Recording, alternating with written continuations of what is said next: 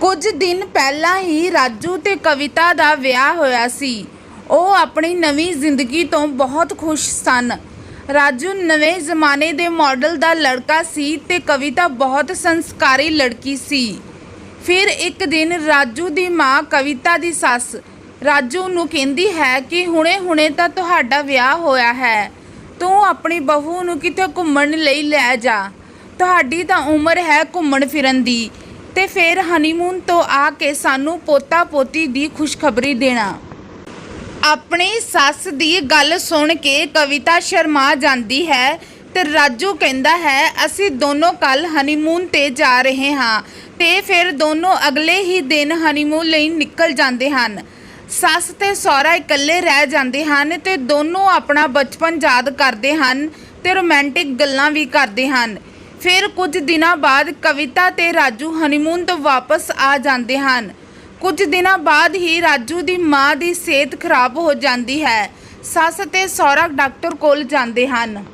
ਉਹਨਾਂ ਨੂੰ ਪਤਾ ਲੱਗਦਾ ਹੈ ਕਿ ਰਾਜੂ ਦੀ ਮਾਂ ਪ੍ਰੈਗਨੈਂਟ ਹੋ ਗਈ ਹੈ। ਇਹ ਸੁਣ ਕੇ ਰਾਜੂ ਦੀ ਮਾਂ ਡਰ ਜਾਂਦੀ ਹੈ ਤੇ ਆਪਣੇ ਬੇਟੇ ਨੂੰ ਦੱਸਦੀ ਹੈ। ਰਾਜੂ ਕਹਿੰਦਾ ਹੈ ਫਿਰ ਕੀ ਹੋਇਆ, ਇਹ ਤਾਂ ਆਮ ਗੱਲ ਹੈ। ਰਾਜੂ ਦੀ ਮਾਂ ਕਹਿੰਦੀ ਹੈ ਬੇਟਾ ਬਹੂ ਨੂੰ ਕਿਵੇਂ ਦੱਸਾਂਗੇ। ਰਾਜੂ ਕਹਿੰਦਾ ਹੈ ਤੁਸੀਂ ਫਿਕਰ ਨਾ ਕਰੋ, ਮੈਂ ਆਪ ਹੀ ਸਮਝਾ ਦੇਵਾਂਗਾ। ਰਾਜੂ ਕਵਿਤਾ ਨੂੰ ਕਹਿੰਦਾ ਹੈ ਦੇਖੋ ਕਵਿਤਾ, ਹੁਣ ਤੁਸੀਂ ਮਾਂ ਦਾ ਪੂਰਾ ਧਿਆਨ ਰੱਖਣਾ ਹੈ, ਮਾਂ ਤੋਂ ਕੋਈ ਕੰਮ ਵੀ ਨਹੀਂ ਕਰਵਾਉਣਾ। ਤੇ ਕਵਿਤਾ ਬੋਲੀ ਕਿਉਂ ਐਦਾਂ ਕਿਉਂ, ਤੁਹਾਡੀ ਮਾਂ ਤਾਂ ਬਿਲਕੁਲ ਤੰਦਰੁਸਤ ਹੈ, ਸਾਡੇ ਵਿਆਹ ਵਿੱਚ ਨੱਚ ਕੇ ਧੁੰਮਾਂ ਪਾ ਰਹੀ ਸੀ, ਫਿਰ ਉਸ ਤੋਂ ਕੰਮ ਕਿਉਂ ਨਹੀਂ ਕਰਵਾਉਣਾ। ਰਾਜੂ ਹੱਸਦਾ ਹੋਇਆ ਬੋਲਿਆ ਕਿ ਮੈਂ ਕਦੇ ਵੀ ਭਰਾ ਬਣ ਸਕਦਾ ਹਾਂ ਤੇ ਘਰ ਵਿੱਚ ਕਦੇ ਵੀ ਨਿੱਕਾ ਜਿਹਾ ਮਹਿਮਾਨ ਆ ਸਕਦਾ ਹੈ। ਫਿਰ ਕਵਿਤਾ ਬੋਲੀ ਕਿਹੜਾ ਭਰਾ, ਕਿਹੜਾ ਮਹਿਮਾਨ, ਤੁਸੀਂ ਕੀ ਕਹਿ ਰਹੇ ਹੋ, ਮੈਨੂੰ ਸਮਝ ਨਹੀਂ ਆ ਰਿਹਾ। ਫਿਰ ਰਾਜੂ ਨੇ ਦੱਸਿਆ ਕਿ ਛੋਟਾ ਜਿਹਾ ਪਿਆਰਾ ਜਿਹਾ ਲਾਲ ਆਉਣ ਵਾਲਾ ਹੈ ਆਪਣੇ ਘਰ ਵਿੱਚ। ਇਹ ਸੁਣ ਕੇ ਕਵਿਤਾ ਗੁੱਸੇ ਨਾਲ ਲਾਲ ਹੋ ਜਾਂਦੀ ਹੈ ਤੇ ਫਿਰ ਸਿਰ ਉੱਤੇ ਹੱਥ ਮਾਰ ਕੇ ਕਹਿੰਦੀ ਹੈ ਕਿ ਮੇਰੀ ਸੱਸ ਮਾਂ ਬਣਨ ਵਾਲੀ ਹੈ, ਇਹ ਕੀ ਬੋਲ ਰਹੇ ਹੋ ਤੁਸੀਂ, ਮੈਂ ਕਿੱਦਾਂ ਦੇ ਘਰ ਵਿੱਚ ਵਿਆਹ ਕਰਵਾ ਲਿਆ, ਮੇਰੀ ਤੇ ਕਿਸਮਤ ਫੁੱਟ ਗਈ। ਇਹ ਕਹਿ ਕੇ ਕਵਿਤਾ ਇੱਧਰ ਉੱਧਰ ਚੱਕਰ ਕੱਢਣ ਲੱਗਦੀ ਹੈ ਤੇ ਰਾਜੂ ਕਵਿਤਾ ਨੂੰ ਕਹਿੰਦਾ ਹੈ ਤੁਸੀਂ ਐਦਾਂ ਕਿਉਂ ਘੁੰਮ ਰਹੇ ਹੋ ਸੱਪ ਦੀ ਤਰ੍ਹਾਂ। ਕਵਿਤਾ ਬੋਲੀ ਤੁਸੀਂ ਇਸ ਨੂੰ ਛੋਟੀ ਜਿਹੀ ਗੱਲ ਸਮਝਦੇ ਹੋ, ਇੰਨਾ ਵੱਡਾ ਕਾਂਡ ਹੋ ਗਿਆ ਤੇ ਤੁਸੀਂ ਫਿਰ ਵੀ ਸ਼ਾਂਤ ਕਿਵੇਂ ਰਹਿ ਸਕਦੇ ਹੋ। ਮੇਰੇ ਪੇਕੇ ਘਰ ਜਦੋਂ ਪਤਾ ਲੱਗੇਗਾ ਫਿਰ ਉਹ ਕੀ ਸੋਚਣਗੇ, ਮੇਰੀ ਸੱਸ ਮਾਂ ਬੱਚੇ ਨੂੰ ਜਨਮ ਦੇਣ ਵਾਲੀ ਹੈ, ਫਿਰ ਤਾਂ ਮੈਂ ਕਿਸੇ ਨੂੰ ਮੂੰਹ ਵੀ ਨਹੀਂ ਦਿਖਾ ਸਕਦੀ। ਕਵਿਤਾ ਇਹ ਕਹਿ ਕੇ ਰੋਣ ਲੱਗ ਜਾਂਦੀ ਹੈ। ਰਾਜੂ ਗੁੱਸੇ ਵਿੱਚ ਬੋਲਿਆ ਚੁੱਪ ਰਹੋ ਯਾਰ, ਮੇਰੀ ਮਾਂ ਪ੍ਰੈਗਨੈਂਟ ਹੈ, ਇਸ ਵਿੱਚ ਇੱਦਾਂ ਦੀ ਕਿਹੜੀ ਬੁਰੀ ਗੱਲ ਹੈ। ਰਾਜੂ ਕਵਿਤਾ ਨੂੰ ਪਾਣੀ ਗਰਮ ਕਰਨ ਲਈ ਕਹਿੰਦਾ ਹੈ। ਜਦੋਂ ਕਵਿਤਾ ਪਾਣੀ ਗਰਮ ਕਰ ਰਹੀ ਹੁੰਦੀ ਹੈ ਤਾਂ ਕਵਿਤਾ ਦਾ ਸਹੁਰਾ ਉਸ ਕੋਲ ਆ ਜਾਂਦਾ ਹੈ ਤੇ ਕਹਿੰਦਾ ਹੈ ਕਿ ਤੁਹਾਨੂੰ ਹੁਣ ਆਪਣੀ ਸੱਸ ਮਾਂ ਦਾ ਪੂਰਾ ਧਿਆਨ ਰੱਖਣਾ ਪੈਣਾ। ਕਵਿਤਾ ਬੋਲੀ ਤੁਸੀਂ ਸਾਨੂੰ ਹਨੀਮੂਨ ਤੇ ਭੇਜ ਕੇ ਪਿੱਛੋਂ ਤੁਸੀਂ ਆਪ ਸਭ ਮਸਤੀਆਂ ਕਰਦੇ ਰਹੇ। ਸਹੁਰਾ ਬੋਲਿਆ ਭਾਈ ਬਹੂ ਤੁਸੀਂ ਨਹੀਂ ਚਾਹੁੰਦੇ ਕਿ ਤੁਹਾਡਾ ਵੀ ਕੋਈ ਦੇਵਰ ਹੋਵੇ। ਕਵਿਤਾ ਗੁੱਸੇ ਵਿੱਚ ਬੋਲੀ ਪਾਪਾ ਜੀ ਹੱਥ ਜੋੜਦੀ ਹਾਂ, ਤੁਸੀਂ ਜਾਓ ਇੱਥੋਂ।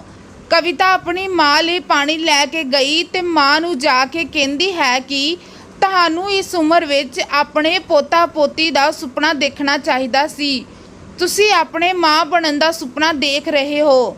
ਕਵਿਤਾ ਦੀ ਸੱਸ ਦੀ ਮਾਂ ਬਣਨ ਦੀ ਖਬਰ ਮੁਹੱਲੇ ਵਿੱਚ ਪਤਾ ਲੱਗ ਜਾਂਦੀ ਹੈ। ਗੁਆਂਢਣਾਂ ਕਵਿਤਾ ਨੂੰ ਬਹੁਤ ਤਾਨੇ ਮਿਹਣੇ ਮਾਰਦੀਆਂ ਹਨ। ਇੱਕ ਦਿਨ ਕਵਿਤਾ ਬਾਜ਼ਾਰ ਤੋਂ ਆ ਰਹੀ ਹੁੰਦੀ ਹੈ। ਇੱਕ ਗੁਆਂਢਣ ਕਵਿਤਾ ਨੂੰ ਮਿਲਦੀ ਹੈ ਤੇ ਬਹੁਤ ਤਾਨੇ ਮਿਹਣੇ ਮਾਰਦੀ ਹੈ। ਕਹਿੰਦੀ ਹੈ ਕਿ ਜੇ ਕੁੜੀ ਹੋ ਗਈ ਉਸ ਦਾ ਖਰਚਾ ਵੀ ਤੁਹਾਡੇ ਪਤੀ ਨੂੰ ਹੀ ਚੁੱਕਣਾ ਪੈਣਾ ਹੈ। ਇਹ ਗੁਆਂਢਣ ਕਵਿਤਾ ਦੇ ਕੰਨ ਭਰ ਦਿੰਦੀ ਹੈ। ਕਵਿਤਾ ਗੁੱਸੇ ਵਿੱਚ ਘਰ ਜਾਂਦੀ ਹੈ ਤੇ ਰਾਜੂ ਨਾਲ ਲੜ ਕੇ ਆਪਣੇ ਪੇਕੇ ਘਰ ਜਾਣ ਨੂੰ ਤਿਆਰ ਹੋ ਜਾਂਦੀ ਹੈ। ਰਾਜੂ ਬਹੁਤ ਸਮਝਾਉਂਦਾ ਹੈ ਪਰ ਉਹ ਨਹੀਂ ਸਮਝਦੀ। ਫਿਰ ਰਾਜੂ ਅੱਗੋਂ ਕਹਿੰਦਾ ਹੈ ਚਲੋ ਠੀਕ ਹੈ, ਤੁਸੀਂ ਪੇਕੇ ਚਲੇ ਜਾਈਓ, ਪਰ ਇੱਕ ਵਾਰ ਮੇਰੇ ਨਾਲ ਚੁੱਪਚਾਪ ਹਸਪਤਾਲ ਚੱਲੋ।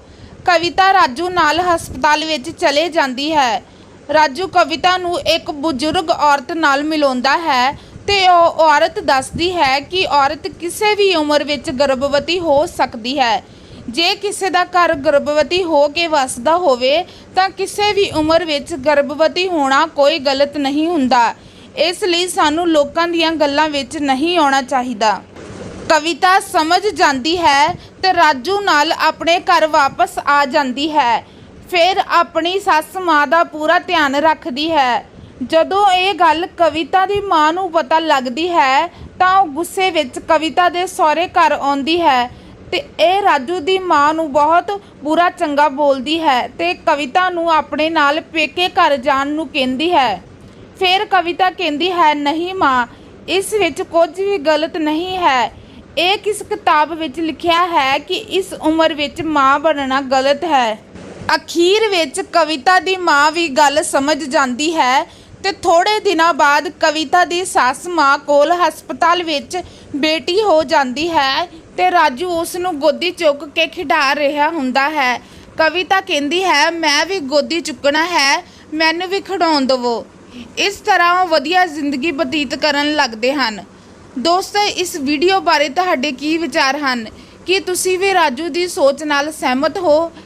ਇਸ ਵੀਡੀਓ ਬਾਰੇ ਆਪਣੇ ਵਿਚਾਰ ਜ਼ਰੂਰ ਦੱਸਣਾ ਤੇ ਇਸੇ ਤਰ੍ਹਾਂ ਦੀਆਂ ਹੋਰ ਵੀਡੀਓਜ਼ ਦੇਖਣ ਲਈ ਸਾਡੇ ਚੈਨਲ ਨੂੰ ਜ਼ਰੂਰ ਸਬਸਕ੍ਰਾਈਬ ਕਰਨਾ। ਹੁਣ ਮਿਲਦੀ ਹਾਂ ਇੱਕ ਨਵੀਂ ਵੀਡੀਓ ਦੇ ਨਾਲ, ਤਦ ਤੱਕ ਲਈ ਧੰਨਵਾਦ।